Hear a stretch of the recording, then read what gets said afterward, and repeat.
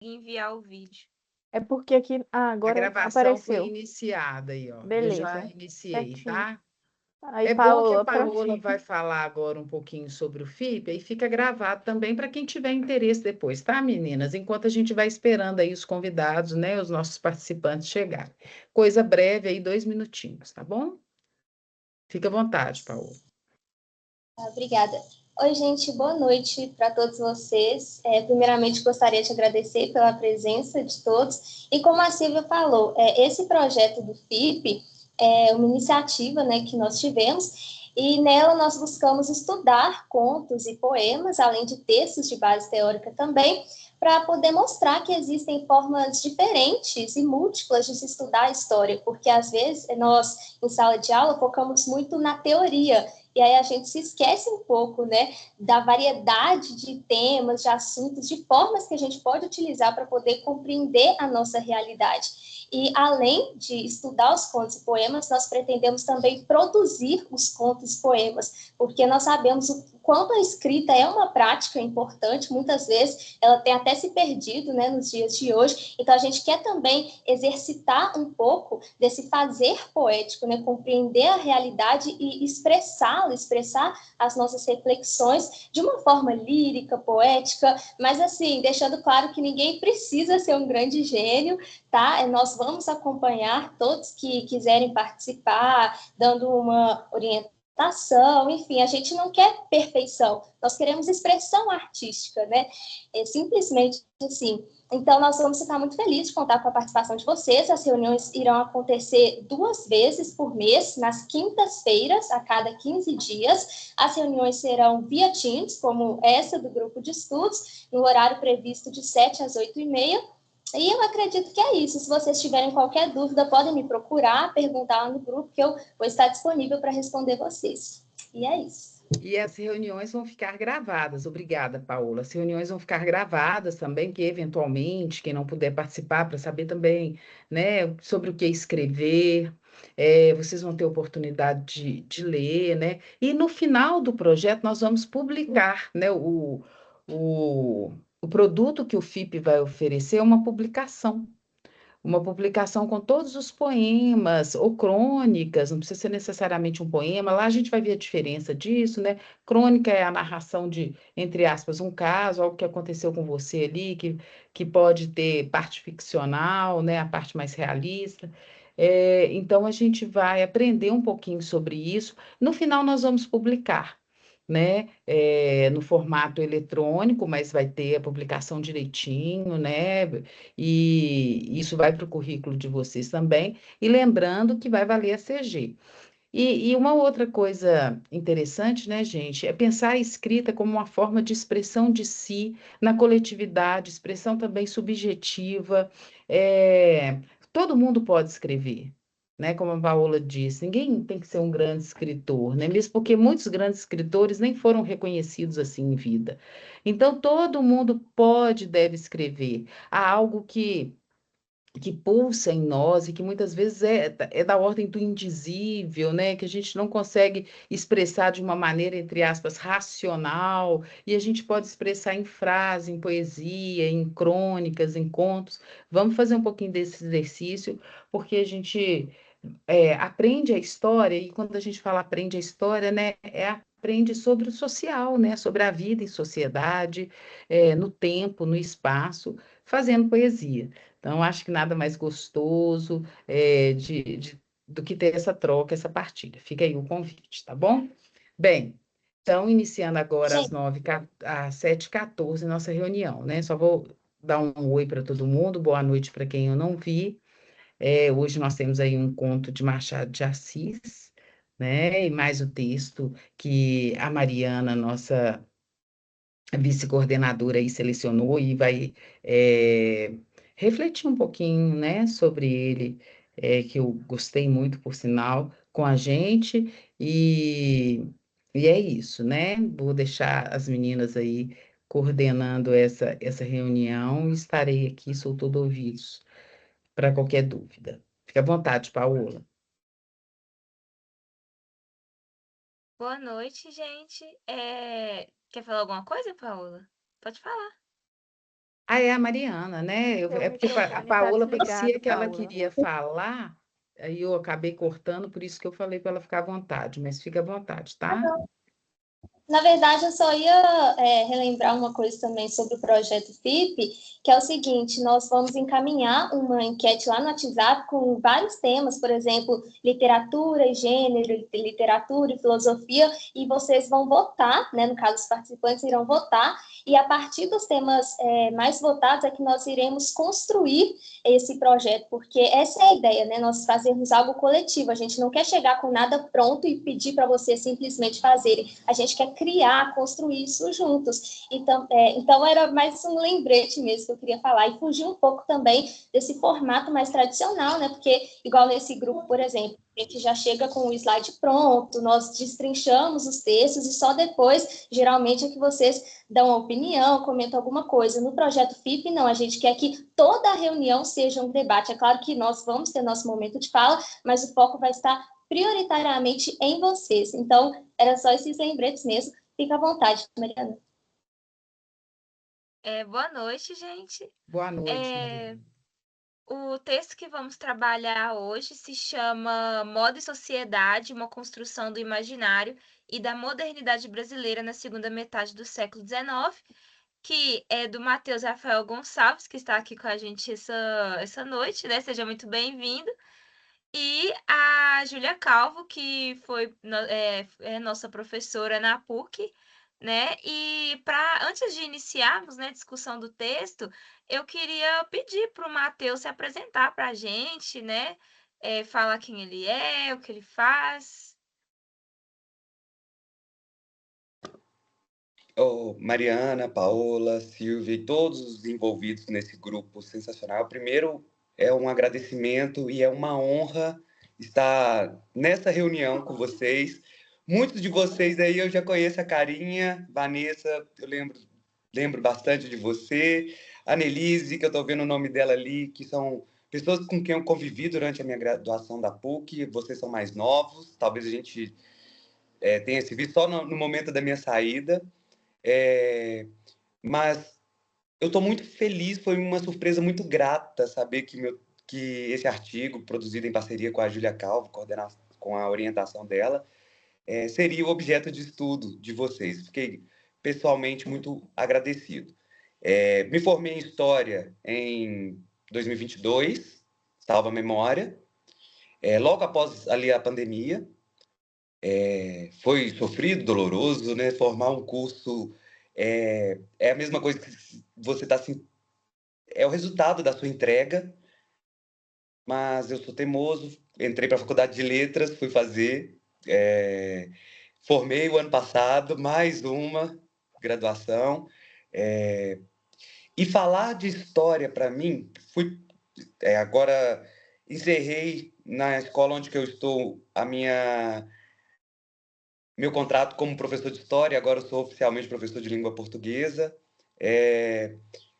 E assim, gente, é difícil, mas ser professor de história, acho que moldou muito da minha formação, sabe? A gente tem uma perspectiva muito diferente, mas quando você chega dentro de sala de aula, a gente acaba assumindo uma missão. Acho que ser professor de história é uma missão, porque tem hora que é só nessa base mesmo. Mas, enfim, brincadeiras à parte, né? Esse texto é um fruto de um projeto de pesquisa que foi delicioso de fazer, porque eu sou um historiador, quando eu vou pensar assim, eu sou um historiador focado no século XIX. Eu sou um oitocentista, principalmente do Brasil, império, porque o século XIX muda tudo, né? Muda a maneira do homem se relacionar com a sociedade, com si próprio. Tem o capitalismo aí entrando com os dois pés na sociedade, moldando as relações sociais. E o Império Brasileiro não está muito longe disso. Então, foi uma grande descoberta sobre o gostar de. Então, o século XIX, para mim, foi uma surpresa deliciosa, porque eu sempre ficava correndo atrás da Silvia. Silvia, vamos fazer um projeto junto? Eu queria fazer muito Brasil Colônia, sobre a mulher na Brasil Colônia. A Silvia tem um livro brilhante sobre, que me chamou mais ainda para esse lugar. Mas acabou que, quando eu cheguei no Império, eu me encontrei enquanto historiador. O Brasil do século XIX chegou para mim como um conceito que eu descobri, assim, lendo sobre, que é esse conceito de modernidade que eu vou abordar no texto, que é outro que me fascina, né? Como pode ser múltiplas as modernidades. Mas eu espero que vocês tenham gostado do texto, da forma como foi escrito, porque eu queria romper um pouquinho com aquela linguagem do historiador, queria trazer algumas coisas mais próximas de uma leitura mais fluida, não como se fosse do eu científico para o científico de vocês, mas que pudesse ser mais abrangente. E espero que tenham gostado e que a gente possa discutir bastante os temas sensíveis que estão ali. Muito obrigada, Matheus. Então, vamos começar, né, a discussão do texto. Eu vou aqui transmitir para vocês a minha tela. Peraí.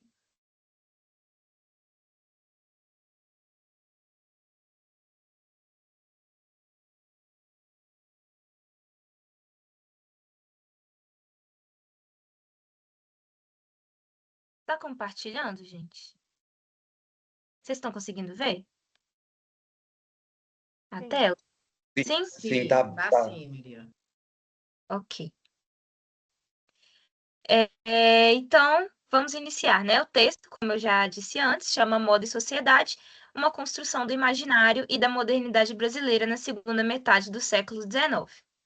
Para começar essa discussão, eu queria trazer algumas ideias, né, do Lipovetsky, que é um teórico que fala muito sobre moda, para poder iniciar essa discussão do texto, né? Ele vai dizer que a moda é um agente da revolução democrática, porque ela ocorreu a partir de dois processos fundamentais: a ascensão econômica e social da burguesia e o crescimento do Estado moderno. Ou seja, a moda é um fenômeno próprio da Idade Moderna, né? Ela surge ali naquela transição da Idade Média para a Idade Moderna, e no Brasil a gente vai entender como é que ela surge, né? Porque a gente pode falar talvez de uma modernidade tardia que acontece aqui no Brasil, influenciada por essa ideia de modernidade europeia. E a gente só pode falar de moda a partir da modernidade e do desenvolvimento da sociedade capitalista. Por quê? Porque é nesse momento que surge a noção de individualismo, né? Aquela sociedade da Idade Média era mais pautada ali no coletivo, né? Uma comunidade.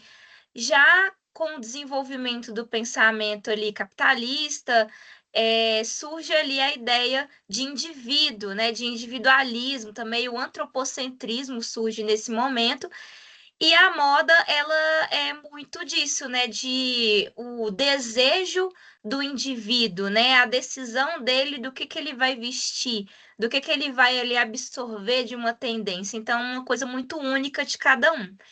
E segundo Lipovetsky, a moda ela introduziu novidades, legitimando o fato de tomar exemplo nos contemporâneos e não mais no passado. A moda permitiu dissolver a ordem mutável da aparência tradicional e as distinções intangíveis entre os grupos. Favoreceu audácias e transgressões diversas, não apenas na nobreza, mas também na burguesia. Ou seja, quando a gente pensa nas sociedades da antiguidade, a gente pensa, mas não tem. Deixa eu terminar aqui o negócio que eu tô fazendo aqui. Tá bom, qualquer dúvida, tô por aí. Tá. Tchau. Pessoal, tem um microfone aberto aí. Vamos fechar, por favor? Que às vezes a pessoa não viu, né? Obrigada. Continuando, quando a gente pensa nas sociedades antigas, por exemplo, os gregos, a gente pensa, mas eles não tinham moda? O que eles tinham ali era uma indumentária tradicional que não tinha muitas alterações e que eram inspiradas em uma tradição, em uma ancestralidade. Já a moda, ela é uma inspiração nos contemporâneos e uma busca incessante pelas novidades. No entanto, que surge tendência o tempo inteiro, tendências novas, né? Novas modas surgem por aí, porque a moda é essa busca pela novidade, a busca pelo novo, né? E aí vocês devem estar pensando, mas por que diabos a gente está falando de moda nesse grupo, né? Então, eu queria trazer uma relação entre a moda e a cidade, que a gente pode também abrir uma discussão ali sobre patrimônio.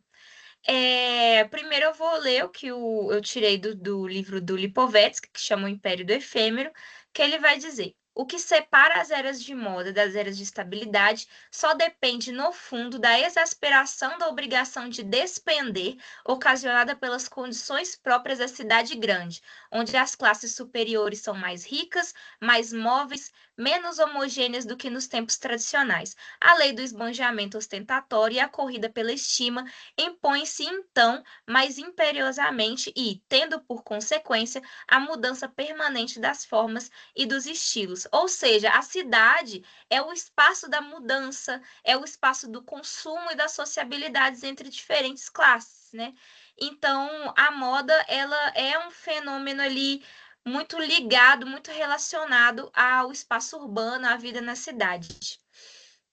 Então, para começar a síntese do texto, o autor, né, traz um contexto do Segundo Império e fala sobre essa busca pela modernidade. Com Dom Pedro II, a gente tem ali uma virada liberal no Brasil, e aí começa reformas estruturais e institucionais no Império, principalmente financiado pela produção cafeeira, né, que está em crescimento no país, e aí inicia-se um projeto de modernização, principalmente com a implantação das linhas férreas, que vão ser decisivas, né, na aproximação da corte com outras localidades e a disseminação de ideais de modernidade. Só que o Brasil do século XIX é um grande paradoxo, né? Porque vive ali uma necessidade de modernização, de criar ali uma civilização aos moldes da modernidade europeia, mas convive-se ali com a escravidão e com uma sociedade que ainda carrega aspectos da colônia, né? Até nas aulas de Brasil Colônia que a gente teve com a professora Silvia, ela falava que até hoje nós carregamos muitos aspectos coloniais, até porque o Brasil tem muito mais tempo de colônia do que de república, né? Então a gente vem carregando aí esses aspectos, até hoje a gente consegue enxergar na nossa sociedade. E também ocorria ali um processo de branqueamento da população através da entrada de imigrantes europeus e também da higienização dos espaços urbanos, que a gente vai ver ali posteriormente com um exemplo da Rua do Ouvidor, né? Então, a modernização do Rio de Janeiro e uma formação da sociedade de corte é o próximo tópico do texto. Eu peguei no livro da Lilia Schwartz, né, As Barbas do Imperador, ela fala assim que o Brasil recebe o primeiro banho de civilização com Dom João VI, quando ele traz a família real e a corte portuguesa para o Brasil, mas só com Dom Pedro II que surge ali uma corte específica brasileira, né, uma corte tropical. E a Lilia Schwartz vai escrever que Pedro II reinou tendo ao seu lado um segmento social que se diferenciou dos demais pela ostentação de um título de nobreza e pelo uso de um brasão, símbolos de distinção e de prestígio. E essa corte dos trópicos, né, não tinha a hereditariedade que as cortes europeias possuíam. Era uma burguesia enriquecida que passou a ocupar a corte através de prestação de favores ao império. E com isso, por ela não ter essa hereditariedade que prendia elas naquele poder, tinha a necessidade de manter seu lugar na corte, criando certos hábitos, comportamentos, etiqueta, vestuário e outros elementos que os definiriam como pertencentes à corte, né? E essa corte também era muito dependente do monarca, então eles seguiam um estilo de vida inspirado ali na vida do monarca e da família real. O Norbert Elias, ele vai dizer que isso que chamamos de luxo é, na realidade, uma necessidade de uma sociedade estruturada. Ou seja, todas essas normas de etiqueta e vestuário e a habitação, né, diferenciada que a corte utilizava para se definir ali na sua posição social, é o que criou essa imagem desse luxo, né, da sociedade de corte como uma forma de se diferenciar. E a Lilia Schwartz vai falar assim que a sociedade do fetiche do prestígio, ela vai desenvolver uma sensibilidade estética e converter em símbolos de status. E aí a gente tem a moda aristocrática, né? E esses símbolos de diferenciação social, eles eram ostentados em espaços de sociabilidade frequentados pela corte para afirmar sua posição, como os cafés, os bailes, os salões, como a gente vai ver ali nesses espaços, nesses grandes espaços de sociabilidades que tem ali no Rio de Janeiro, onde a corte vai transitar para poder ostentar, né, os seus luxos e se colocar ali como parte da corte. E aí a gente começa a discussão sobre a mulher na corte brasileira. Primeiro, a gente fala ali desse espaço que é a Rua do Ouvidor, que foi uma inspiração ali muito nítida nas ruas de Paris, e no texto vai dizer o seguinte: que a roupa destaca-se como um elemento distintivo na sociedade da corte carioca, na qual a aparência e a concorrência são formas de poder, estimulando o consumo e a necessidade de se destacar em relação ao outro. O vestir-se é tão importante quanto frequentar o teatro, a Rua do Ouvidor ou os cafés do centro da capital do Império. Vestir-se é revelar-se à sociedade, é deslocar-se entre os interesses e os interessados, é socializar-se e impor-se aos olhos daqueles que estão aptos a assistir ao espetáculo teatral da vida na corte. E aqui tá duas imagens, né? Do lado esquerdo, a gente tem a Rua do Ouvidor, no Rio de Janeiro, e do lado direito, a gente tem uma rua na cidade de Paris. Eu não entendo muito de arquitetura, mas quem é aqui no grupo entende, né? Pode ele perceber uma certa semelhança entre a arquitetura dessas duas ruas, né? A gente vê ali uns prédiozinhos, né, com os apartamentos em cima que pode ser residencial, e embaixo tem um comércio, né, uma rua fortemente comercial, trânsito de várias pessoas. Essa daqui é uma imagem da Rua do Ouvidor hoje, e aqui a gente tem uma imagem dela em 1890. Então, essa rua ela virou ali um epicentro cultural da cidade fluminense. Ali se expandia ali o pensamento moderno e se disseminava os bons costumes, e a moda viu ali nesse espaço uma forma de multiplicar-se, principalmente com boutiques, né, que comercializavam a última moda francesa, e também era o espaço para desfilar com essas peças e demonstrar poder social. E aí a gente retorna à discussão daquele último artigo que a gente trouxe na última reunião, dessa inserção da mulher na vida pública.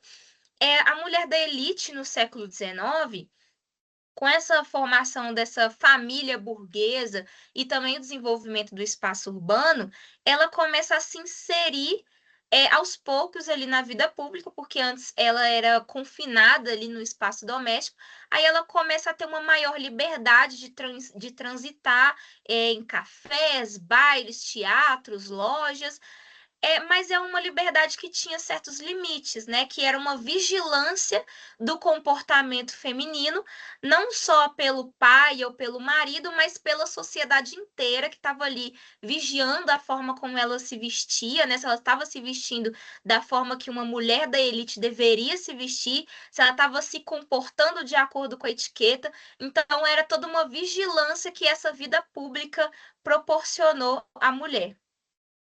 Então, com isso, os Mari, autores. Oi? vou só te interromper que você falou que não conseguia ver a tela. O Matheus quer falar. Ah, pode falar. Desculpa te interromper, Mari. E é tão interessante quando você vai levantar essas questões da Rua do Ouvidor e dessa vigilância moral que acontecia sobre os corpos femininos na época, porque é uma grande curiosidade, o decote das roupas femininas. O decote quadrado, como a gente vê, que a gente chama até de decote império, que veio de Paris para cá, quando ele é inserido no Brasil, é inserido para aquela mulher que vai se casar. Ela está apta ao casamento. Então, você vê que a moda assume tanto a sociedade na qual ela está inserida que ela e absorve os signos e os símbolos dessa sociedade que ela começa a falar por si só. E a mulher está dentro do contexto carioca da corte, ela você falou uma frase que eu gostei muito, que se antes ela estava restrita às treliças das janelas, no século XIX ela se veste para o casamento, ela se veste para a sociedade.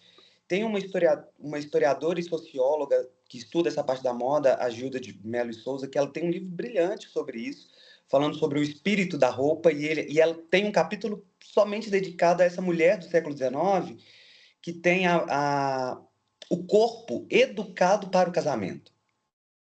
E isso trespassa a roupa, sabe? Isso vira um espírito mesmo, que é transeunte na Rua do Ouvidor.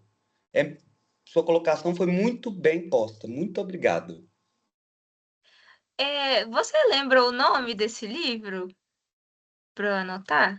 É o espírito das roupas. O Espírito das Roupas. É porque eu Isso. adoro esse assunto de moda. Aí eu tô fazendo até minha monografia sobre isso. E aí ajuda bastante esse livro. Muito obrigada. Se eu não me engano, ele está nas minhas referências bibliográficas. Se ele não tiver, foi um erro meu, porque eu usei ele muito para entender essa lógica dessa mulher do século XIX, da mulher da corte, porque eu não posso generalizar, porque a gente tem as mulheres negras, ex-escravizadas, que agora estão transitando pela cidade. Mas ela trata muito dessa mulher branca, né, da considerada mulher de corte. Sim. Então, vocês estão conseguindo ver, gente? Porque eu não consigo ver se está transmitindo direitinho. Tá certinho. Certinho. Então, continuando, os autores do texto vão citar o Crane, né, que vai dizer que a moda sempre estabeleceu uma pauta social para as mulheres e as maneiras de vestir-se são sempre motivadas socialmente. E no século XIX, essa pauta era conservadora, calcada numa concepção amplamente aceita dos papéis femininos. É igual a gente acabou de discutir agora, né? Que a roupa ela sempre dizia algo sobre as mulheres para a sociedade. Ela estava transmitindo alguma coisa ali, algum valor, e nessa época era um valor pautado nessa sociedade conservadora. E aí, o próximo tópico vai ser sobre o Jornal das Senhoras. Tem aqui uma imagem dele aqui à esquerda.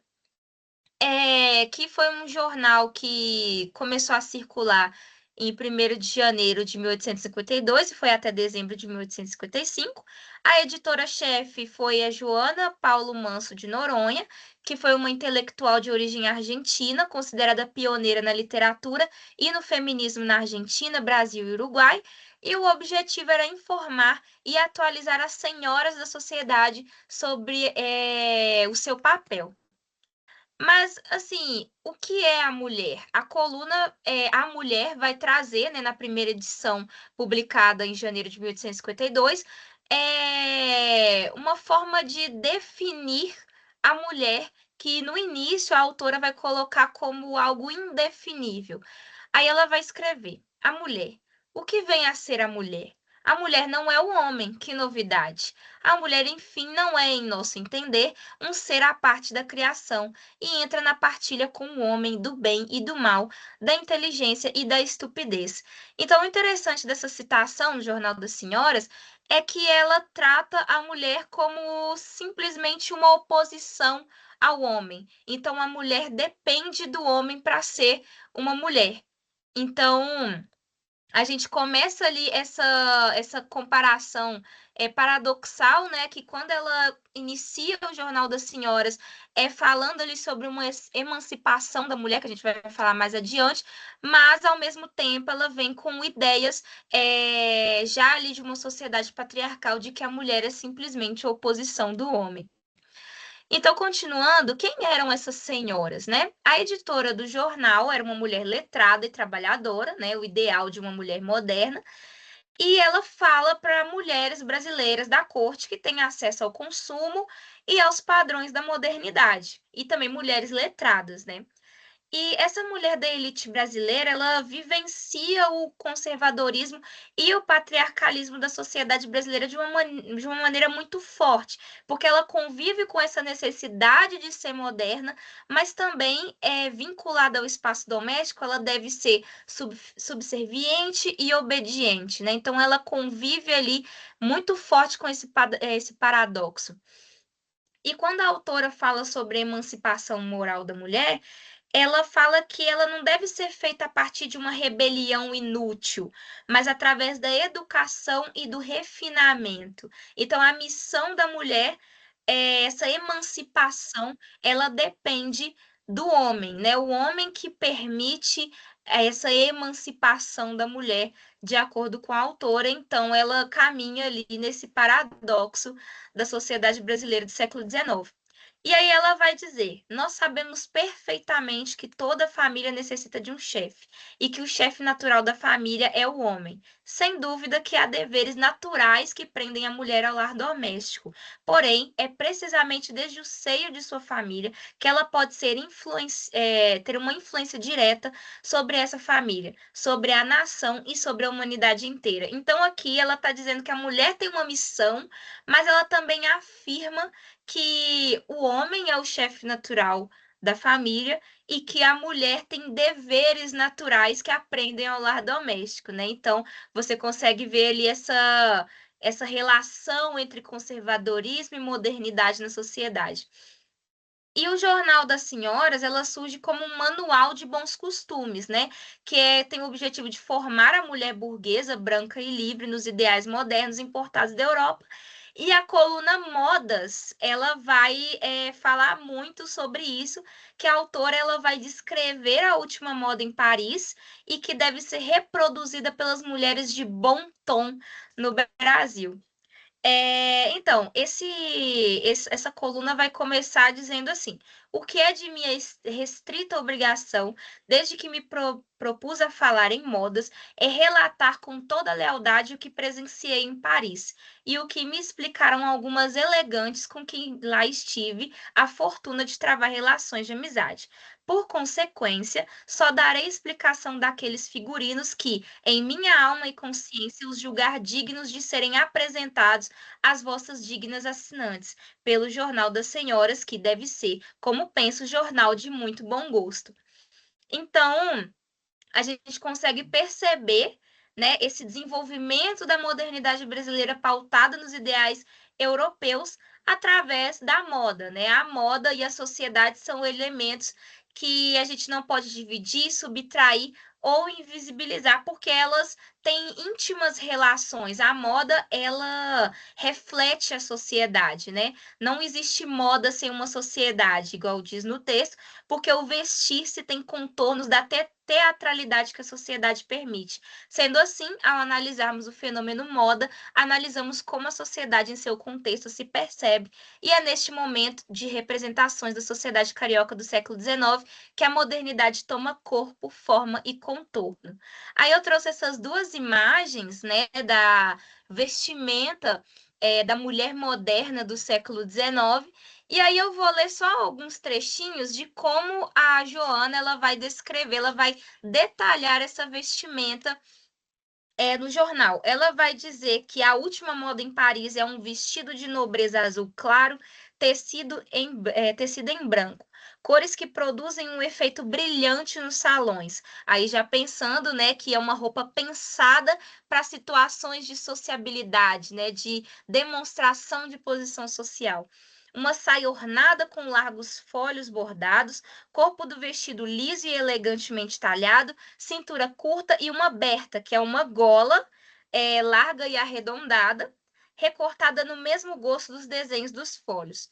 No meio do peito, um duplo laço de fita de cetim, da mesma cor do vestido, luvas curtas da mesma cor da fita e uma só pulseira de ouro no braço esquerdo, grinalda somente com flores, sem folhagem, com detalhes de ouro nas pontas, postas sobre o meio da cabeça. Então, a gente pode perceber que essa descrição é exatamente o que está aí nessa imagem, né? A gente pode ver as grinaldas, né, aberta, né, essa gola arredondada, o tecido azul. Então, a gente pode perceber que essa moda parisiense, ela era disseminada e reproduzida no Brasil, claro, com muitas releituras, né? Que a gente não pode dizer que era simplesmente uma cópia. E concluindo a síntese do texto, eu gostaria de ler aqui essa conclusão que eu elaborei, que diz que a moda na segunda metade do século XIX no Brasil não foi apenas estética, mas um instrumento de distinção social e afirmação de status, refletindo a busca da corte carioca por uma modernidade inspirada em modelos europeus e norte-americanos. Nos espaços urbanos de sociabilidade, como a Rua do Ouvidor e os salões, vestir-se era uma forma de se impor socialmente. Para as mulheres da elite, a moda representava tanto a promessa de uma emancipação quanto a vigilância patriarcal, funcionando como um manual de bons costumes que reforçava ideais burgueses e brancos. Assim, o vestuário traduzia as tensões entre tradição e inovação, submissão e desejo de progresso, revelando uma modernidade paradoxal marcada pela convivência entre luxo e escravidão. Em suma, a moda foi espelho das contradições e aspirações da sociedade carioca oitocentista.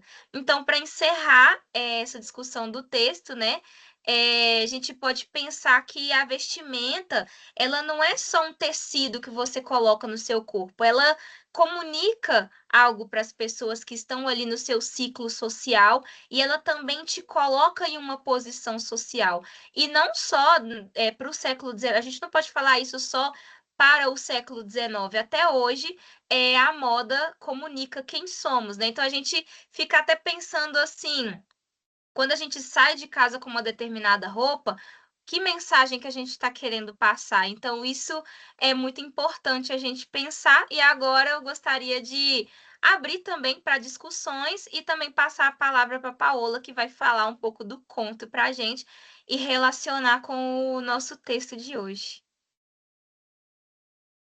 Muito obrigada, Mariana, pela belíssima apresentação. Gostei muito de todos os pontos que você enfatizou. Mas antes de fazer meu comentário, eu gostaria de dar a palavra para o Matheus, porque ele está com a mãozinha levantada. Então, fica à vontade, Matheus.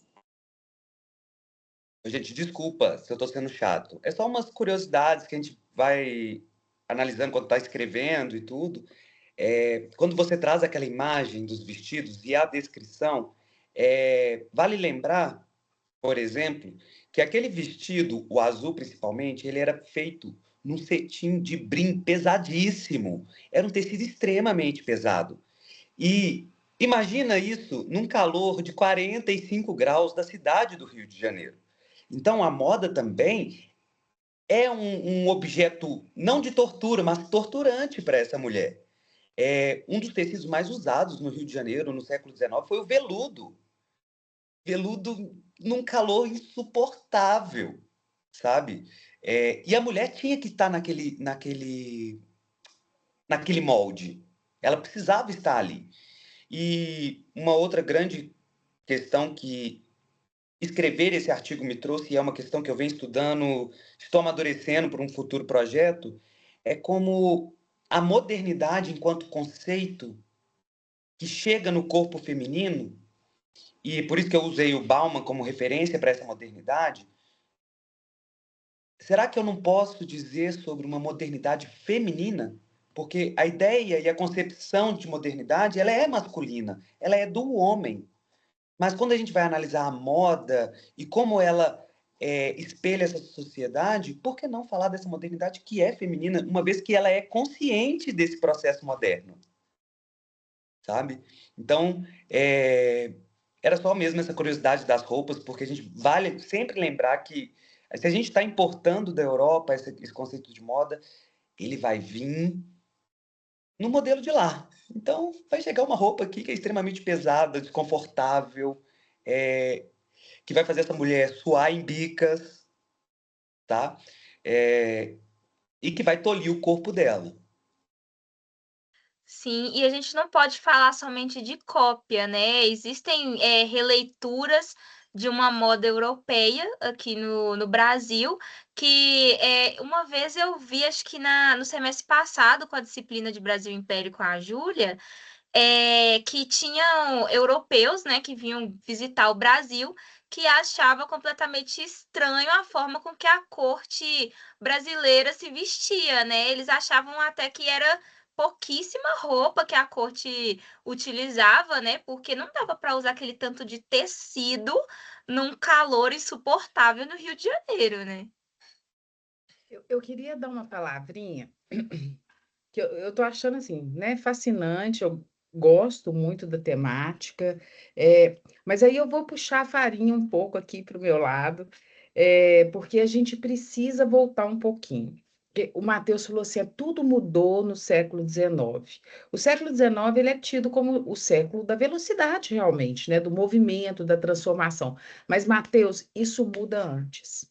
E muda, e chega aqui no Brasil também antes. Não chega no 19, né? No 19 isso aparece mais. Por quê? Porque a corte portuguesa vem para cá.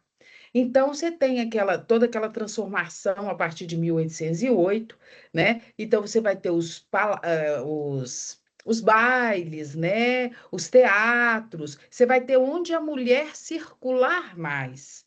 Então isso aparece mais e também o Brasil se torna Estado Nacional no 19. A gente não pode entender, não pode esquecer, e as meninas, né? A Mariana citou muito bem aí o Norbert Elias, que o conceito de etiqueta ele remonta a Luís XV. O conceito de etiqueta remonta à modernidade. Luís XV ele manda fazer um sapato de salto alto, porque ele era baixo. Os quadros que eram encomendados e pintados das rainhas, dos reis, eram Photoshop, né? Se a gente for colocar nos termos de hoje aqui, brincando. Porque era muito importante a aparência, haja vista a utilização das perucas. Aí você vai falar assim, mas no Brasil não teve isso. Teve.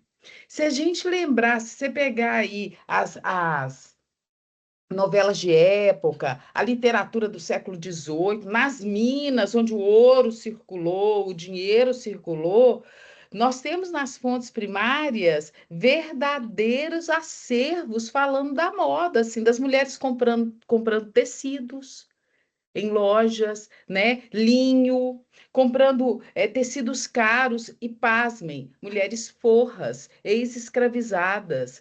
Porque aí entra isso muito que o Matheus fala, que a Mariana falou. Já se constrói uma mentalidade da aparência. Né? Como que a aparência é importante? Qual que era a primeira coisa que o escravizado fazia quando conseguia alforria? Era calçar os sapatos, né? Então você tem toda uma distinção social. Aqui não é uma sociedade de antigo regime tucur, né? Mas nós vamos ser marcados por esses hábitos do antigo regime. Então, você vai ver, por exemplo, se você assistir lá Escravizaura, ou novelas de época, né?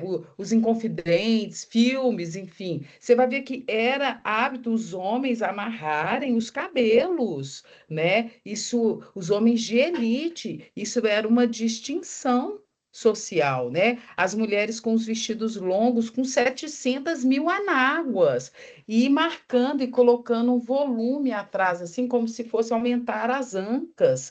Por quê? Porque aquilo era símbolo de feminilidade, com a cintura muito bem demarcada e os decotes com os seios projetados, os espartilhos são maravilhosos, né? Maravilhosos infernos, né? Para a mulher que já ficava ali presa no século XVII, no século XVIII, a gente vai ver isso. E uma outra coisa que eu queria chamar a atenção também é a ideia de moda. Moda não diz respeito só à vestimenta. Isso é uma coisa muito importante, né, Matheus? Moda é o cabelo, moda são as luvas, os sapatos, a forma de se sentar à mesa, de se portar. Essa etiqueta começa na modernidade com a consolidação do modo de produção capitalista, né? Então você começa a ver a circulação de mercadorias e isso vai refletir na colônia. E é o mais interessante porque isso vai se alastrar para o 19. Isso vai se alastrar para o 19, porque vocês podem falar assim, a modernidade chegou no Brasil da noite para o dia? Não, né? Os hábitos continuam coloniais, da etiqueta moderna, né? O que eles frequentavam no século XIX? As óperas francesas aqui no Brasil. O modelo era a França moderna. A França moderna não é do século XIX, não. É do século XVI, XVII, XVIII, da época moderna, né? A intelectualidade, as roupas dos homens, os quadros pintados, as representações pictóricas das famílias, tudo isso é etiqueta. E isso vem já da época moderna, lá do 16, do 15, 16, 17, 18 muito, e é uma permanência no Brasil. Isso tem muito a ver com o conto que a Paola vai falar agora, porque essa elite brasileira endinheirada, que já é uma burguesia urbana, que se projeta ali no Rio de Janeiro, por exemplo, essa elite tem uma mentalidade de antigo regime. É uma mentalidade preconceituosa, é uma mentalidade elitista, é uma mentalidade supersticiosa. Já dando uma palhinha ali, quer dizer, ao mesmo tempo que eu sou um membro da elite, que eu tenho um amante, que eu tenho esses hábitos, eu paro na cartomante. Vai que, né? Vamos ver se é isso mesmo. Então, assim, só puxando a farinha do meu lado aí, isso começa na modernidade. Isso se acentua quando o Brasil se torna uma nação independente, né? Até antes, quando a corte portuguesa vem para cá, porque você vai ter aí a construção de bancos, o processo de saneamento das cidades, a construção dos espaços públicos. Então, isso dá maior visibilidade. Só isso, gente. Desculpa aí, Paola. Não, imagina, eu que agradeço, Silvia, pela sua excelente contribuição, como sempre.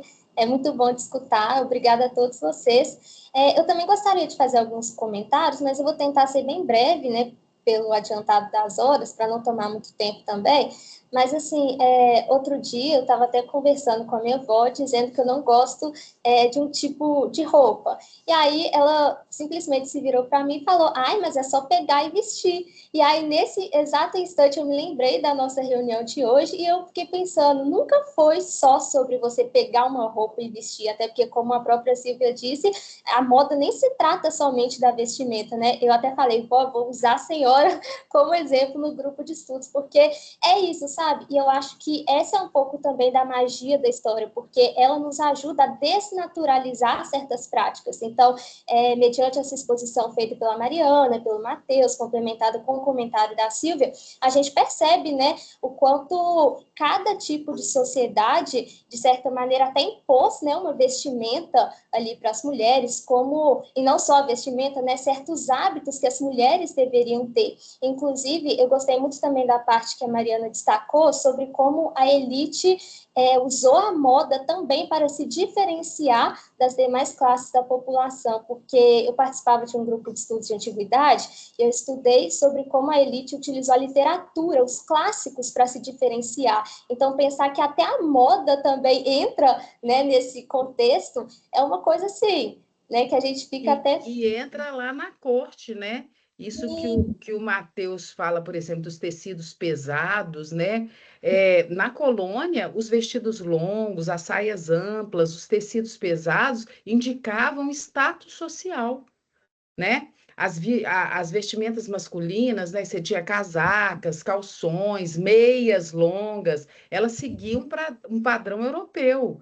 E isso era a diferenciação social dos tecidos finos, das rendas, as joias. Gente, se vocês pegarem os testamentos do século XVIII, vocês vão ver o número de joias, né? Que essas senhoras chamadas, as donas, né? As senhoras da sociedade, das camadas abastadas tinham, porque isso era diferenciação social, né?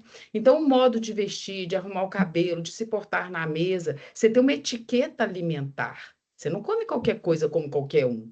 Então, esse modo de vestir, de arrumar o cabelo, de se alimentar, mostrava uma posição social e uma respeitabilidade, que começa com a formação dos Estados nacionais europeus, né? Muito legal. Parabéns, Mariana. Parabéns para o Matheus pelo texto. Estou adorando. Então, e aí o último comentário que eu vou fazer, igual eu disse, vou tentar ser breve, é porque é o seguinte, eu também até anotei aqui uma coisa que a Mariana falou, que ela disse assim, que a mulher, ela transitava ali entre o desejo de ser moderna, mas ao mesmo tempo a necessidade de se manter, de certa forma, submissa, né? E aí isso me fez lembrar de um conto do Machado de Assis, que não é esse que a gente vai discutir hoje, mas é um outro que se chama Missa do Galo. E aí ele basicamente conta a história, né, de um rapaz de 17 anos chamado Nogueira. Ele mora em Mangaratiba, mas se encontra durante uma temporada no Rio de Janeiro, na casa do Menezes, porque esse Menezes havia se casado com uma de suas primas durante as primeiras núpcias. E aí, então, nessa casa vivia o Menezes, a esposa dele, Conceição, a mãe dela e 2 escravas. E todos sabiam que o Menezes possuía uma amante, mas ninguém questionava esse fato. Então, certo dia, o Menezes vai supostamente para o teatro, mas todo mundo sabe que ele estava indo mesmo se encontrar com sua amante, e esse rapaz de 17 anos, Nogueira, ele decide ficar acordado até mais tarde para poder assistir a Missa do Galo, que é uma celebração católica que ocorre na passagem do dia 24 para o dia 25, na véspera do Natal. Mas não conta o conto todo não, Paola, que a gente pode usar ele aqui. Mas é porque tem a ver com o que a Mariana falou. Não conta não, eu proíbo meus alunos de contar o filme e contar o conto. É porque eu queria fazer um comentário que é sobre essa personagem Conceição, sabe? Porque, então, aí... Eu vou tentar não dar muitos spoilers, então. Mas o fato é que esse homem, o Nogueira, ele fica ali lendo um livro, Os Três Mosqueteiros, na sala, e à luz de velas, e aí, de repente, entra a esposa, né, do Menezes, que é a Conceição. Inicialmente, ele via essa mulher apenas como até um móvel da casa, porque ela era sempre tão passiva, ela não questionava a infidelidade de seu marido, e inclusive era até vista como uma santa pelas pessoas por causa disso, né? Então, só por esse fato, a gente já vê um certo padrão feminino ali, que a mulher santa era essa, passiva, que não questionava, enfim. E aí, durante a conversa dos dois, o Nogueira, de certa forma, ele acaba se atraindo por ela, né? Porque ele percebe que, ao contrário do que pensava, ela não era essa mulher passiva, sem sentimentos. E, pelo contrário, ela era uma mulher super interessante, gostava de ler, era religiosa. Só que, me desculpa se eu não consigo Não vou deixar você contar. O pessoal já pegou que tem a ver, né? Mas não dê mais spoiler. Você já contou mais da metade do conto. Então, mas enfim, aí era isso que eu queria comentar, sabe? Sobre como que a mulher ela tem esse desejo, assim, de, como a Mariana falou, né? De ser moderna, de ter um papel ativo, mas ao mesmo tempo ela se encontra submissa ali à esfera do lar, né? Então, hoje a gente vê muito isso nas mulheres moderníssimas, mas tem o sonho de casar, de ser mãe, né? Casar nos moldes, tudo bem, mas é uma permanência que fica assim, e às vezes vira até uma obsessão, né? Enquanto é um sonho, tá tudo bem, mas quando vira uma fixação, que é o problema, né? Só vou ser feliz se eu for mãe, né? Então a gente ouve isso aí por aí, né? São permanências, bem lembrada aí pela Paola, né? Pela Mariana, esse paradoxo, né? De querer ser moderna, mas. Gente, e o conto A Cartomante? Eu acho que a gente Quer fazer podia. um comentário. Vamos deixar ele falar rapidinho antes da gente iniciar? E vão abrir para os comentários também, né? E aí a gente já vai pontuando com o conto também, porque senão não vai dar tempo, né? Vamos lá, Matheus. Eu ia falar sobre, pegando esse gancho da Paola, como que a literatura, os contos machadianos são um escárnio da sociedade do século XIX, né? Essa é uma exposição de tudo aquilo que estava escondido debaixo dos tapetes desse conservadorismo que é latente no ideal de modernidade brasileira. Porque para ser moderno no Brasil do século XIX, você tem que ser conservador. E essa é uma dica para Mariana, que vai estudar moda, pegou um gancho do Jornal da Senhora. Se você pegar o desenvolvimento desse material, as primeiras edições vai trazer uma roupagem muito moderna para a sociedade, tá? Por mais que ainda mantenha esse estereótipo do feminino ser o oposto ao masculino, ainda é um texto muito moderno para aquela época. Mas, quando o Jornal das Senhoras muda de local, que ele sai da Rua do Ouvidor, vai para a Rua do Cano, e aí ele sai do hipercentro ali da modernidade, como que ele se volta, como uma ferocidade para o conservadorismo, até mesmo de tolir a mulher, sabe? Vale a pena você pegar assim, as edições ali de 53, mais para o final do ano, e as duas últimas publicações de 55, você vai ver assim como há uma virada de chave no editorial do jornal. Muda completamente, e você fica assim, realmente, o conservadorismo é pauta da modernidade brasileira. Acho que era só isso mesmo, é só uma provocação para vocês continuarem a leitura dos jornais, que é muito interessante.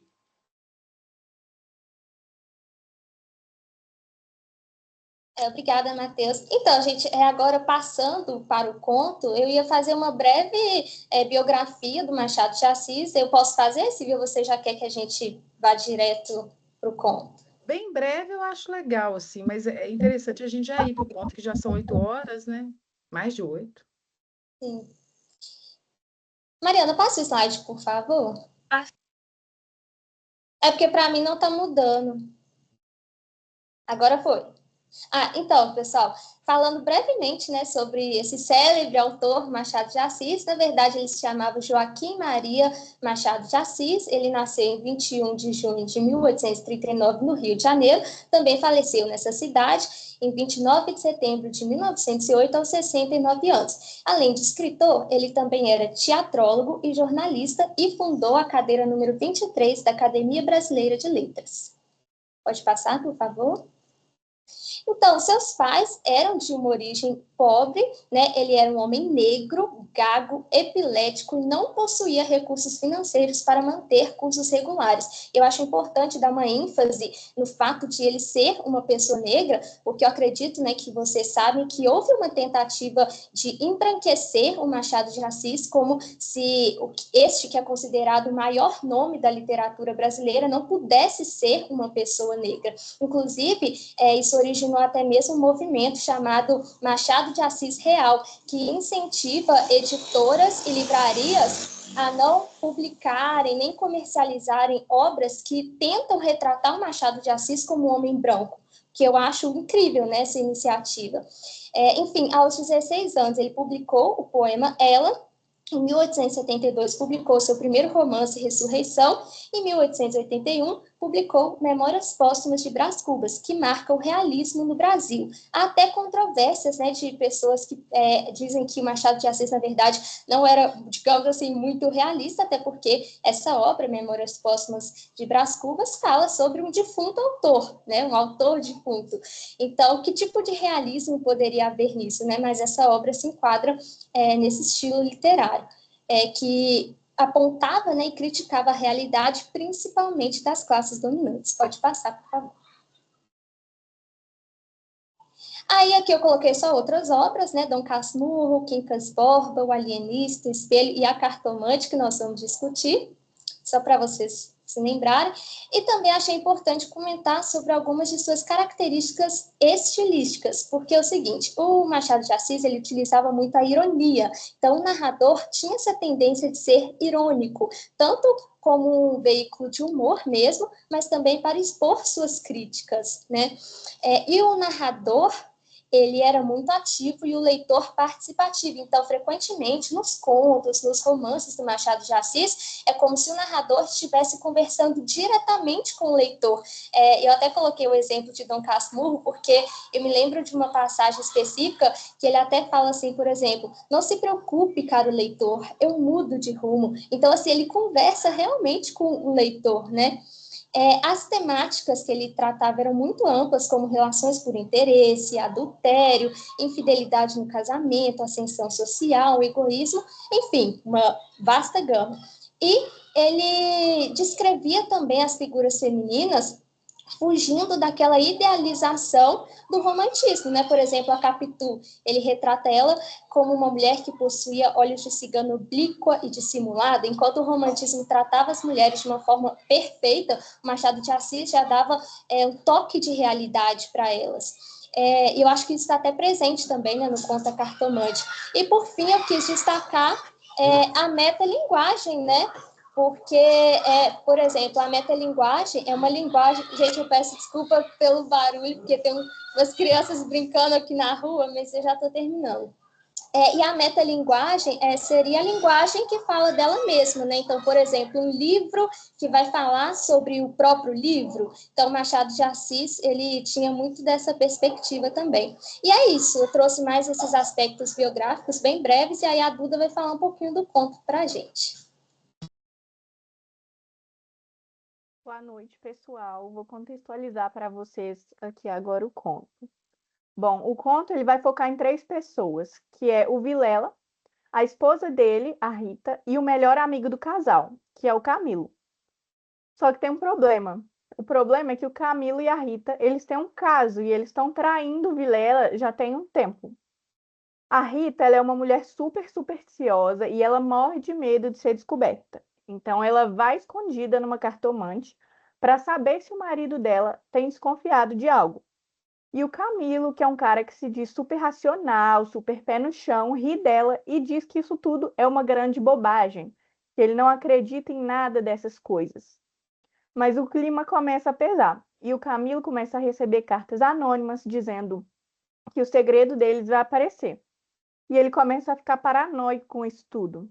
E um dia ele recebe um bilhete do Vilela dizendo para ele: vem em minha casa agora, que eu preciso falar com você urgente. E o Camilo, ele gela, ele tem certeza de que o Vilela ele descobriu tudo e que ele vai matar ele. E aí no caminho, ele desesperado, com o coração na boca, acaba passando em frente à casa dessa mesma cartomante. E mesmo não acreditando em nada disso, ele deixa o medo falar mais alto e ele entra. E aí a mulher joga as cartas, faz todo aquele mistério para cima dele e diz para ele: fica calmo, que o seu amigo te ama, não vai te acontecer nada de mal. O amor de você está protegido. E o Camilo sai de lá rindo, se sentindo a pessoa mais feliz do mundo. E pensando: nossa, como que eu fui besta de ter medo. Então ele chega na casa do amigo totalmente relaxado, sem defesa nenhuma. E aí, quando ele abre a porta, ele entra em choque, porque ele vê a Rita morta no chão, cheia de sangue, e o Vilela aparece transtornado, com uma arma na mão. E antes do Camilo até entender o que estava acontecendo, o Vilela dá 2 tiros nele e o mata também. E aí vem a ironia, né? A cartomante deu a paz que o Camilo queria, mas foi justamente essa paz que fez ele entrar direto na boca do lobo, sem desconfiar de nada. Bom, esse é o resumo do conto. E aí dá para a gente fazer algumas relações com os textos que a gente tem estudado, com o artigo de hoje. A primeira dela que eu consegui reparar é sobre o papel da mulher no casamento, né? O artigo e os textos que a gente tem estudado mencionam muito que o casamento ele era o pilar da estabilidade feminina.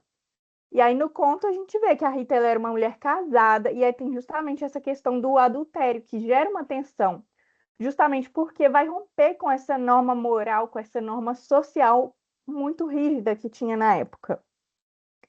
O outro ponto é sobre a questão da racionalidade, né? A gente vai falar muito da busca por uma racionalidade moderna, importada da Europa, e o Machado de Assis ele vai ironizar isso no conto dele.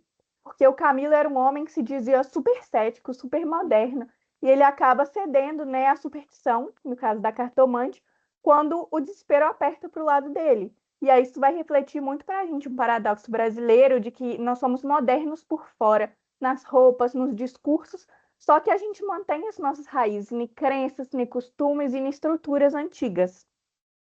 Outro ponto legal também é o da roupa, né? A roupa como um disfarce.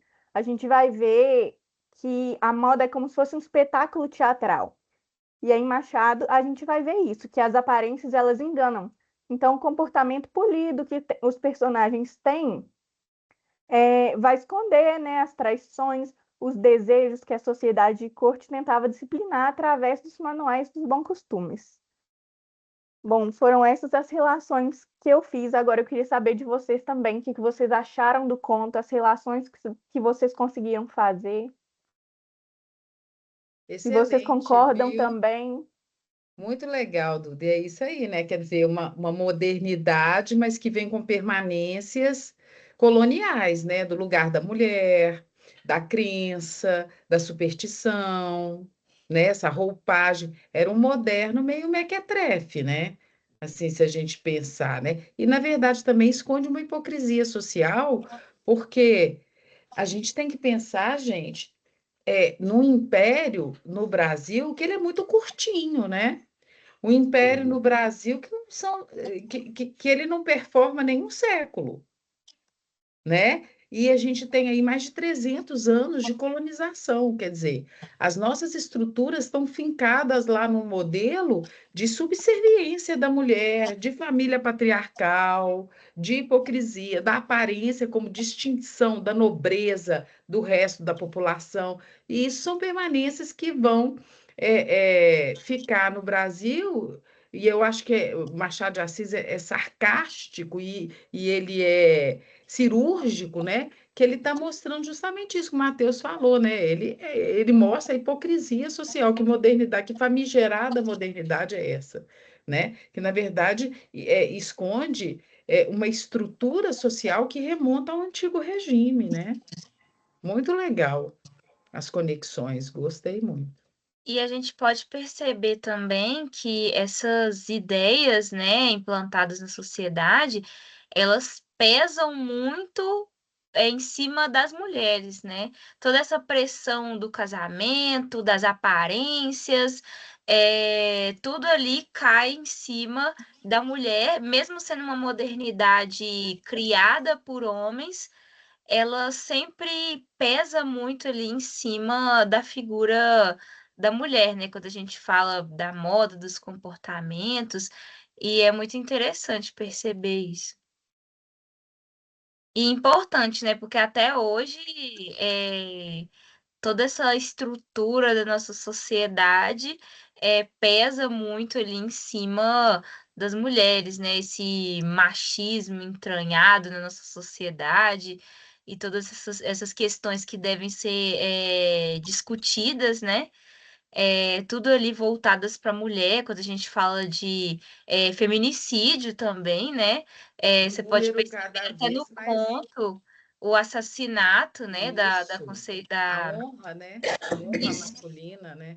exatamente. Bem lembrado, assim, desculpa te cortar, Maria, você está falando, mas isso é tão importante que você mencionou, que assim, o número cada vez mais assustador de feminicídio no Brasil, né? E Belo Horizonte aí, as capitais, né, de uma forma geral, isso, gente, é assustador, né? E os homens matando porque a mulher terminou o relacionamento. Né? Eles não aceitam, quer dizer, ainda há uma relação de posse com o corpo feminino, com a vida feminina, né? Uma relação de posse. Você não vai ser minha, você não vai ser de ninguém, você vai morrer. Isso é uma permanência. Pessoal, alguém quer fazer comentários? Vamos comentar? Queria muito ouvir vocês. Paula.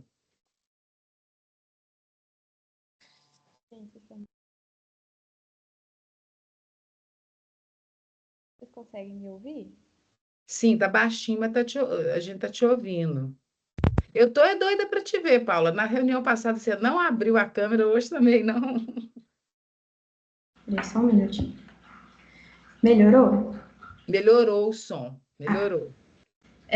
Eu queria fazer um comentário que eu achei todas as falas excelentes. Eu acho que é muito interessante. Deixa eu só desligar aqui, que é o bebedouro dos meus gatos. A Paola tá com as crianças aí e eu com meus gatos aqui fazendo barulho. Só um minutinho. Eu acho interessante a gente ter essa diversidade de linguagens aqui no grupo. E eu espero que a gente tenha mais conversas sobre moda, que eu achei muito, muito interessante. E o comentário que eu queria fazer é que a gente falou aqui sobre roupas, né? A gente está falando sobre o ambiente. E aí a gente foi até o período colonial, mas o que eu queria falar é que ainda no século XX, né, no século seguinte, é muito interessante a reverberação que a moda tem, né? Essa mudança, todas essas transformações. E eu lembrei de um caso um estudo de caso que eu fiz no mestrado, que é sobre uma artista chamada Regina Veiga.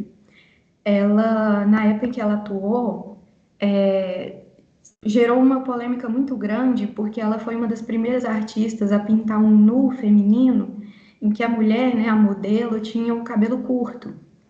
Então, isso gerou uma repercussão, assim, que vale muito a pena conferir nesses jornais, né? Principalmente jornais voltados ao público feminino.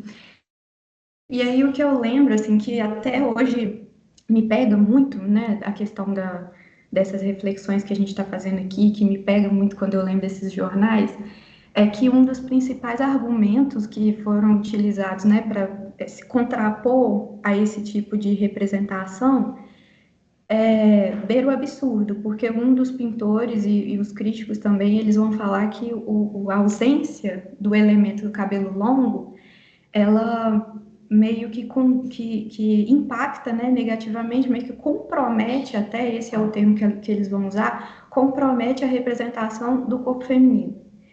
Então, assim, hoje a gente consegue pensar, mas qual a ligação, né, entre essa, que é uma moda, o cabelo curto é uma moda que chega com força no século XX, e a questão de você ler o corpo como feminino.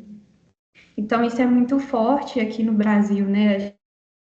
A gente tem todas essas influências da França, da Inglaterra. O texto do Mateus, ele é brilhante, faz diálogos ali entre autores que trazem isso muito bem para a gente, né? Que o contexto brasileiro ele é muito diferente do europeu. Então, a modernidade aqui, a Silvia também falou disso, a Mariana falou disso, Paula também, a gente tem ali algumas particularidades que são únicas, particularidades mesmo do contexto brasileiro. E aí eu tô aqui o tempo todo pensando nesses artigos que eu li e a gente é um assunto que a gente precisa refletir cada vez mais, né? O controle, a regulação do corpo feminino que surge nesse contexto aí da inserção compulsória, né? Tem um texto, eu esqueci o nome do autor, a gente leu ele na PUC, da inserção compulsória do Brasil na modernidade, né? Tem rupturas e permanências. Então, eu gostei muito, eu espero que a gente tenha mais conversas aí sobre esse tema. Parabéns para todo mundo. Obrigada, Paula. Muito obrigada pelas suas reflexões aí. Eu também espero, viu? Que as meninas tragam mais e Mateus contribua mais também, venha mais vezes aqui, fique conosco para todo sempre, amém.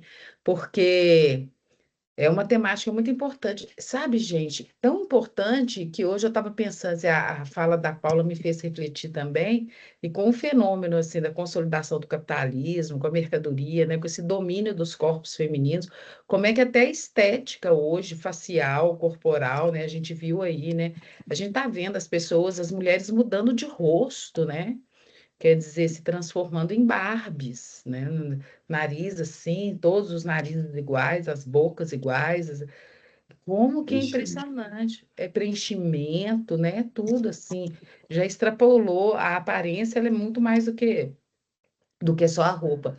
A fala da Paula também me fez lembrar da Chanel, né? A importância da Chanel, quando ela veste a mulher de calças compridas, né? Enfim, tantas outras coisas que a gente poderia pensar aqui, né? Como que a moda é E, importante, né? A etiqueta. ô Silvia, e é muito interessante ela trazer essas mudanças do início do século XX, principalmente nos anos 20, que tem uma virada ali muito é, pontual, né, da forma do corpo feminino. Porque até então o corpo feminino era demarcado, ele tinha que ter as curvas, ele tinha que ser violão, né? Assim, hoje Não esse era, diverso né, Matheus? É porque isso é isso, símbolo de fertilidade, né? exatamente. E aí os espartilhos, os espartilhos que sufocavam as mulheres, né, na época moderna, no século XVI, XVII, XVIII. Hoje em dia as mulheres, eu vou te falar que a gente fala que não tem retrocesso na história, só tem retrocesso, né? Porque as mulheres estão quebrando costelas para Sim. poder afinar a cintura. Foi a grande moda do carnaval de 2026, né? As rainhas de bateria quebrando costelas, os cirurgiões tirando costelas para elas ficarem com a cintura bem espremidinha. E o quanto que será, né? Porque a mulher nos anos 20 ela quebra isso tudo, ela corta o cabelo, ela vai beber, ela vai dirigir, ela vai fumar em público para demarcar mesmo essa mudança do pós-guerra, né? Para falar assim, olha, os homens morreram, nós estamos aqui. E aí a gente vai caminhando ao longo desse século XX e XXI, e aí a gente toma um banho de conservadorismo novamente, A né? professora mencionou a Chanel e a gente consegue perceber como que modernidade e moda andam lado a lado, porque a Chanel foi a primeira marca de alta costura francesa que aboliu o espartilho, né? Porque eles queriam criar ali modelos de roupas mais dinâmicas que combinassem com a mulher moderna do século XX. Né? Então a gente já percebe essa repetição desses discursos, né? A roupa para a mulher moderna. Só que já é uma modernidade do século XX. Aí são roupas com cores mais sóbrias, né? De modelos que dá mais dinamismo, né? Para o corpo, para aquela mulher que vai se inserir no mercado de trabalho, né?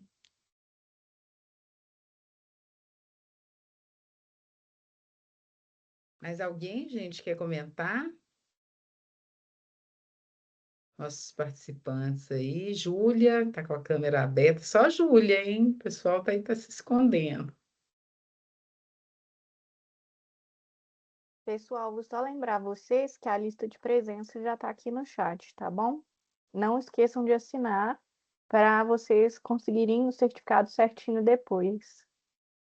Nenhum comentário, gente? Alexandre, Amália, Anderson, Annelise, Camille, Felipe, tá aí, Leonardo.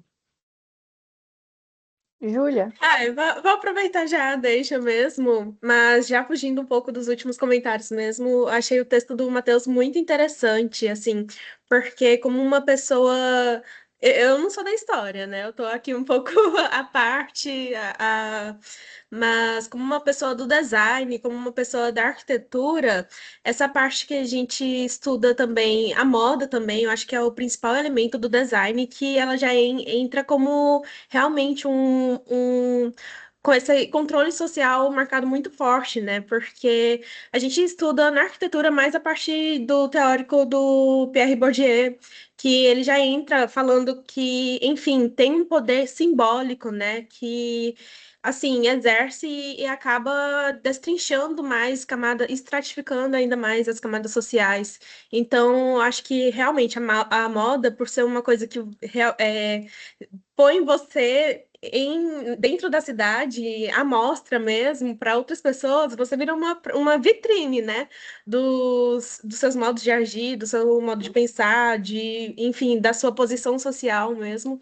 E, enfim, eu achei muito interessante também para fazer esse paralelo. A história da indumentária também foi uma coisa que eu tive bastante vontade de estudar, mas no final, enfim, fica muito corrido para um curso de graduação apenas. Terminei agora querendo abraçar o mundo, mas eu achei assim uma introdução muito boa mesmo para a área, né? Aí, abaixa a câmera. Que legal, né? Que contribuição boa, Júlia. E se Ótimo, né? Você parar vê para pensar. desculpa, né? Como que é interdisciplinar a temática, né? Que as meninas trouxeram aí, que o Matheus trouxe. Muito legal. E se parar para pensar, eu não entendo nada de arquitetura, mas a arquitetura ela também segue uma moda, né? Ela se inspira, por exemplo, quando eu mostrei a Rua do Ouvidor, ela se inspirou em uma arquitetura parisiense, então ela também, Sim, também tem sim. fortes ligações, né? Não, e de fato, na época, essa arquitetura ela foi inspirada no plano de Haussmann, né, em Paris.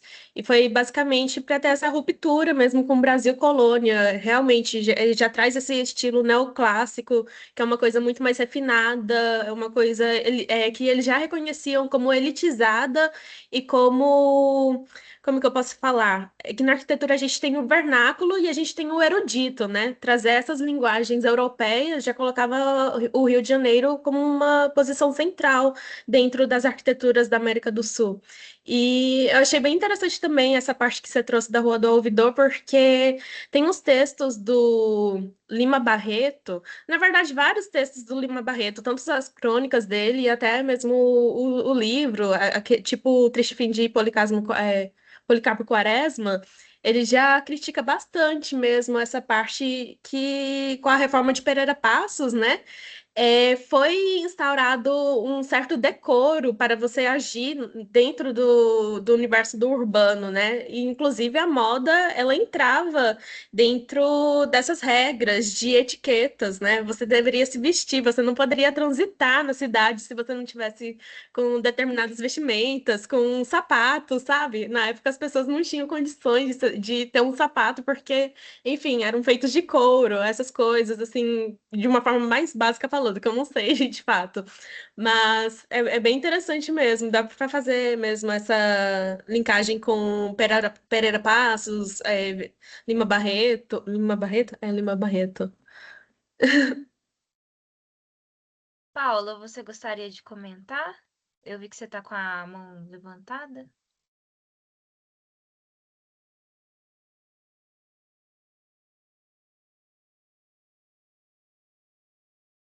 Deve ter ficado, né? O comentário que ela fez. Annelise, não quer comentar? Ah, esqueceu de abaixar. É, muito bom, né? Meu marido é arquiteto, né? Então, suspeita para falar porque eu sou apaixonada por arquitetura, apesar de eu não entender nada. Então, aqui é um arquiteto e um historiador. Mas ele sempre fala disso, né? Dos estilos de época, das tendências, né? Como é que elas ecoam. Muito legal. Obrigada, viu? E só uma colocação rápida, até pela fala da Júlia, que foi muito forte. A moda, por ser essa linha do design, né, que é a moda, ela ela foi analisada durante algum tempo como não intencional, né? Principalmente ali dos anos 80, 90 para cá, você tem ali uma tentativa de abandono desse controle da moda, né? Só que quando a gente transpõe a moda para o vestir, ele é intencional. Você tem uma mensagem e ela é clara. Até quando você fala assim, eu gosto, vou vestir uma camisa xadrez com uma calça rasgada, porque não, você tem uma intenção, você tem uma mensagem. E a moda, ela é um elemento coesivo social, porque da mesma maneira que ela distingue o indivíduo, ela aproxima grupos. Então você tem que ser representado e representar esse grupo social. Talvez na arquitetura também tenha muito disso, né? Quando você vai pensar os gradismos. Então, você tem aquele grupo. E a moda absorve isso de uma maneira muito brilhante, sabe? Ela não só absorve, ela espelha, né? Ela passa isso. Então, meninas, parabéns, foi brilhante. Não porque é o meu texto, mas a discussão foi sensacional. Me reaproximou da história, me deu um quentinho no coração, sabe? Que eu estava sentindo um pouquinho de falta. Que bom, Matheus. A gente fica muito honrado e feliz com a sua presença aqui. As meninas são excepcionais, né? Eu sou suspeita para falar. Eu acho elas assim brilhantes, né? Parabéns, viu, Mariana? Parabéns, Duda, pela reflexão, pelas reflexões, né? Eu vou deixar aqui, antes de eu sair, já me despedindo, agradecendo a presença de todos, né? Eu acho que as meninas querem falar também. Eu vou deixar só uma provocação. A moda, ela simboliza a moda, e aí eu não estou falando só da vestimenta, né? Estou falando da etiqueta, desde a época moderna que a gente tem, né? O Norbert Elias vai trabalhar isso muito bem com a sociedade de corte, né? No processo civilizador, que é a obra referencial, assim. Então, a moda simboliza, a moda ela é artística, ela permite criação, ela gera coesão, né? Ela tem toda essa arquitetura social, mas também, não sei se mas e também a moda massifica, a moda uniformiza, né? A moda padroniza. E aí a gente pode pensar um pouco nos uniformes, né? Os uniformes de operários, nos uniformes dos internos, nas unidades prisionais, né? Os pacientes. Enfim, a moda também é moda, também é criação. E fica aí, né, até como objeto de estudo, né? Interessante. E a moda dos escravizados, né? A rouparia, a vestimenta dos escravizados, que não poderiam usar determinadas coisas, né? Enfim, mas como que é grande, né? Como que é extenso isso, uma permanência, tem rupturas importantes, né? Que é mar sutiã, a mini saia, o biquíni, tem rupturas para todos os lados, né? O fim do espartilho, como bem lembrou aí a Mariana, mas também tem algumas permanências aí que nos fazem refletir, né? Ô, gente, boa noite. Vou passar a palavra agora para as meninas. Um beijão para vocês. Muito obrigada, tá? A gente já vai encerrar, né, a reunião, que acho que a gente se estendeu bastante, foi Sim, bastante. As discussões foi tão boa que a gente estendeu demais. verdade. Mas agradecer a presença de todo mundo, a presença do Matheus, né? Eu achei seu artigo sensacional. Foi a Júlia que me recomendou seu artigo, então eu adorei. Então, agradecer a todo mundo e até a próxima reunião. E se você puder participar também das nossas próximas reuniões, Matheus, ia ser ótimo. Fica Continuar aí aí o convite. participante como um participante regular, né? Ia ser ótimo. Verdade. Então, tchau, pessoal. Boa noite. Tchau, gente. Não se esqueçam de procurar lá quem tiver interesse no projeto do FIP de literatura, não, tá?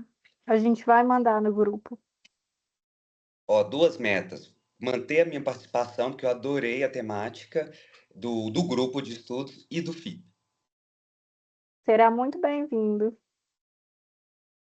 Muito obrigado, de coração mesmo, aproveitando a deixa, a todos que participaram, que leram, que gostaram.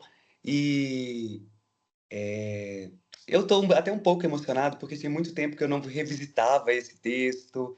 Foi muito gostoso. A Nelise levantou a mão. Ela quer falar alguma coisa, algum comentário? Oi, gente, eu levantei por engano. Desculpa, é porque eu fui reagir com um coraçãozinho. Mas já que eu tô de microfone aberto, Matheus, que saudade de você. Um beijo no seu coração, lindo.